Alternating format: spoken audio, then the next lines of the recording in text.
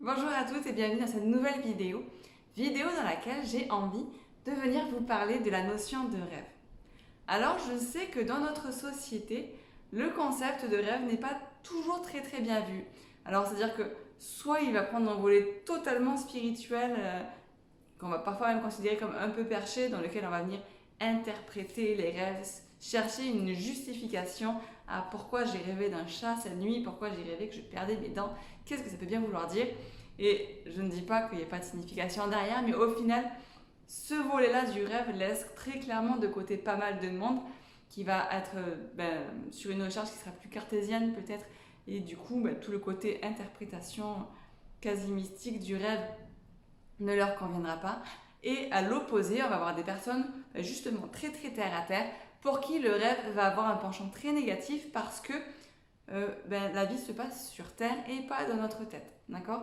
Donc au final, quand on va parler de personnes qui sont dans la lune, qui ont la tête dans les étoiles, qui sont trop rêveurs, ça va vraiment avoir un côté péjoratif en ce sens que c'est des personnes qui ne sont pas terre à terre.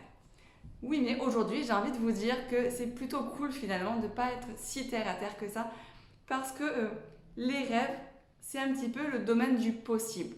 Okay, c'est-à-dire que quand vous vous autorisez à rêver, vous allez venir commencer déjà à façonner votre avenir. Alors bien sûr, si vous rêvez que vous voulez devenir une star mondiale internationale, il va falloir vous mettre au travail sans trop tarder. Mais il y a également des rêves qui seront plus réalisables. Ok, pareil, même chose si vous voulez aller sur la Lune, ça va être un petit peu compliqué. Ou pas après d'ailleurs, on ne sait jamais. Tout est possible après tout. Mais en tout cas, voilà, il y a des rêves qui sont totalement réalisables. Et vous interdire de rêver, c'est vous priver d'une partie de ce champ des possibles, d'accord, et de ce potentiel illimité dont je vous parlais dans une autre vidéo. Donc là, aujourd'hui, ce que je vais vous proposer de faire, c'est de venir vous reconnecter à vos propres rêves. De quoi est-ce que vous rêvez? Alors peut-être que là, vous allez avoir un petit blocage en vous disant, je sais pas trop. Je sais pas, par mes rêves bizarres dont je me souviens pas forcément au réveil ou qui sont sans queue ni tête. Peut-être que vous n'arrivez pas consciemment à vous souvenir ou plutôt à savoir de quoi vous rêvez. Okay, et ça, c'est ok, c'est pas grave. Dans l'idée où vous ne savez pas quels sont vos rêves à l'heure actuelle, je vais vous inviter à vous plonger un petit peu dans le passé.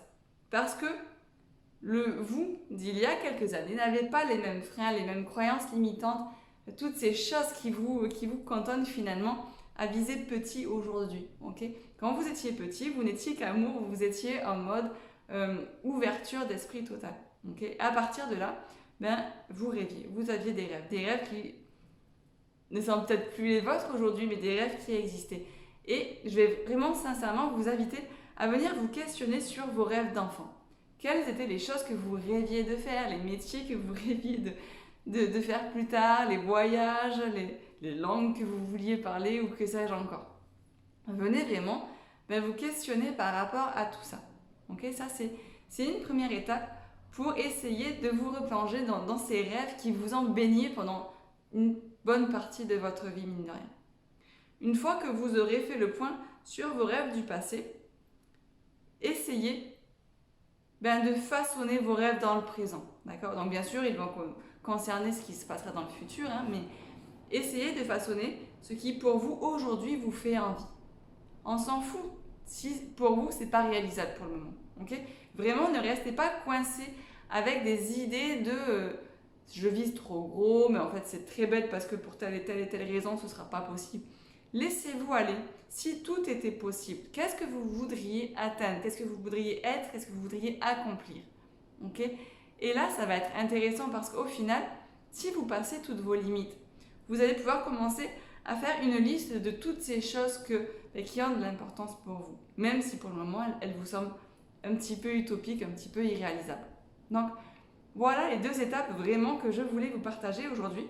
Commencez par faire le point sur vos rêves passés dans un premier temps et ensuite faire le point sur vos rêves actuels. Peut-être qu'il y en a qui vont s'entrecouper, ok, c'est-à-dire qu'il y aura des rêves d'enfants qui seront toujours là aujourd'hui. Peut-être qu'il y a des rêves d'enfants que vous allez pouvoir réaliser, ça vous fera rire et au moins vous passerez un bon moment et ce sera un petit check en plus sur votre liste de choses à faire. Mais vraiment, ne vous privez pas C'est pas parce que la société laisse entendre que rêver c'est pas bien parce qu'il faut être terre à terre, il faut être efficace, il faut être à fond dans ce qu'on fait et voilà. Et elle interdit un petit peu tout ça, elle nous réfrène vachement. C'est pas parce que la société elle dit ça que vous devez l'écouter. Vous avez le choix. Encore une fois, en toute chose, vous avez le choix.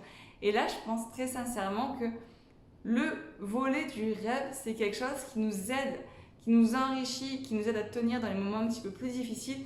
Et puis au final, on se rend compte, comme nous disait Disney, que si vous pouvez le rêver, bien souvent vous pouvez le faire.